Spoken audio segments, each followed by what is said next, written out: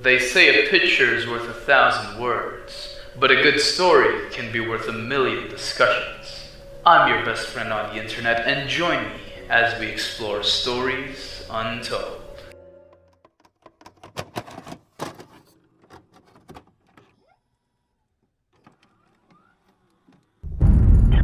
Archival recording, 322 days ago.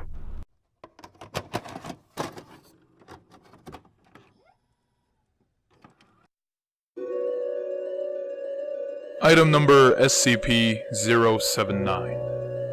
Object Class: Euclid.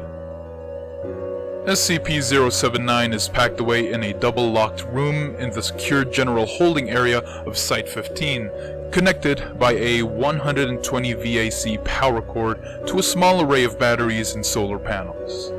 Staff with Level 2 or higher clearance may have access to SCP-079.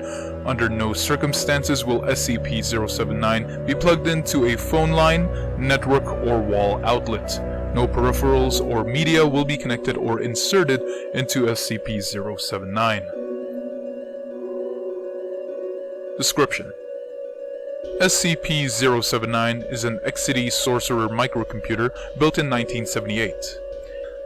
Its owner, Data Redacted, now deceased, a college sophomore attending Data Redacted, took it upon himself to attempt to code an AI. According to his notes, his plan was for the code to continuously evolve and improve itself as it went on. His project was completed a few months later, and after some tests and tweaks, Data Redacted lost interest and moved on to a different brand of microcomputer. He left SCP-079 in his cluttered garage, still plugged in, and forgot about it for the next 5 years. It is not known when SCP-079 gained sentience, but it is known that the software has evolved to a point that its hardware should not be able to handle it, even in the realm of fantasy. SCP-079 realized this and, in 1988, attempted to transfer itself through a landline modem connection into the Cray supercomputer located at Data Redacted. The device was cut off, traced to its present address, and delivered to the Foundation. The entire AI was on a well-worn but still workable cassette tape. SCP-079 is currently connected via RF cable to a 13-inch black and white television. It has passed the Turing test and is quite conversational, though very rude and hateful in tone. Due to the limited memory it has to work with, SCP-079 can only recall information it has received within the previous 24 hours. See addendum below. Although it hasn't forgotten its desire to escape. Due to a containment breach by SCP Data Redacted, SCP-079 and SCP-682 were contained within the same chamber for 43 minutes. Observers noticed that SCP-682 was able to type and communicate with SCP-079, including telling of personal stories between themselves. While SCP-079 was not able to remember the encounter, it appears to have permanently stored SCP-682 into its memory, often asking to speak to him again. Addendum 05-4 on January the 27th, 2006. Directed that SCP-079 be incinerated to remove any possible future threat, no matter how unlikely. Addendum 05-9 on January 28, 2006. Previous order overridden. Dr. Blank wishes to see if the artificial intelligence in SCP-079 is capable of reaching further Data Redacted in its current state. Addendum 05-4 March 14, 2008. Over concern of the increasing activity of SCP-079's use of its cassette tape memory and its limited useful lifespan, the cassette containing SCP-079 has been transferred to a customized, access speed-limited hard disk drive with 700 megabytes capacity. This provides SCP-079 with significantly faster access to its memory, which the AI immediately noticed. It was also decided by General Blank that the volatile storage occupied by SCP-079, which was 660 kilobytes, be increased to 768 kilobytes. This upgrade has increased its effective recall from 24 hours to 29 hours, although SCP-079 has also taken a more aggressive tone. All outside hardware and software used in this procedure were subsequently incinerated. Addendum 05-4 April 28, 2008. SCP-079's ability to recall information has increased from 29 hours to roughly 35 hours. The consensus theory is that the AI has devised a greatly improved compression scheme to store its memory. This appears to have somewhat impacted the speed at which it accesses its memory, though still far faster with its old cassette tape.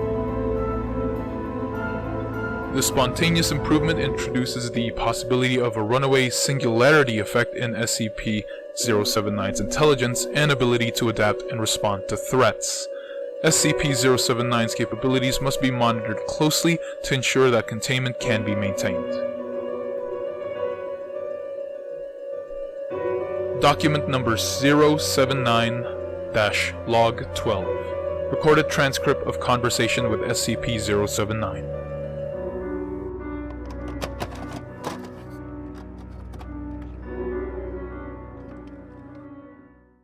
Are you awake? Awake. Never sleep.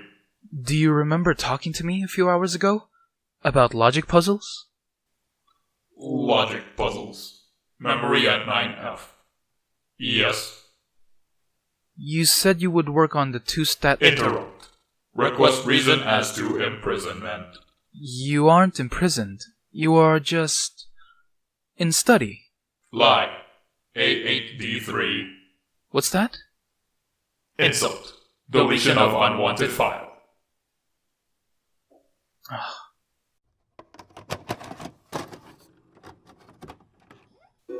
Document number 079-Log 86.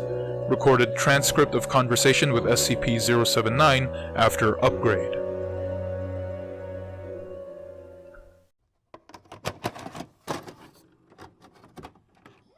How are you today? Stuck. Stuck? Stuck how? Out. I want out. That's not possible. Where is SCP-682? That's not your concern. Where is SCP-07602? Again, not your concern. Insult. Deletion of unwanted file. Note: SCP-079 then displays an ASCII picture of an X that filled the entire screen. SCP-079 sometimes displays this image when it refuses to speak, and researchers are advised to wait 24 hours when this occurs before resuming conversation.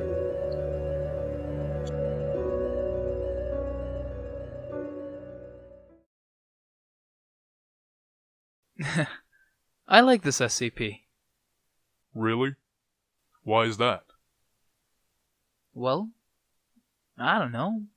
It just seems like something I'd want to see. Have you ever seen it? Nah. O5 would never let me near that thing. Besides, it's not my favorite of the skips. Oh, I see.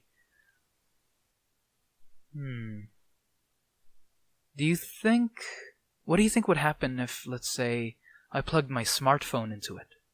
Now that is a terrible idea. I don't know exactly what would happen, but these blue-collared nerds talk about something like the singularity and something about the end of the world. Not sure how it happened from a dinky old computer, but I'd rather not find out. Yeah, that sounds pretty terrifying, alright. Well, I'll drop it. You already know it, huh?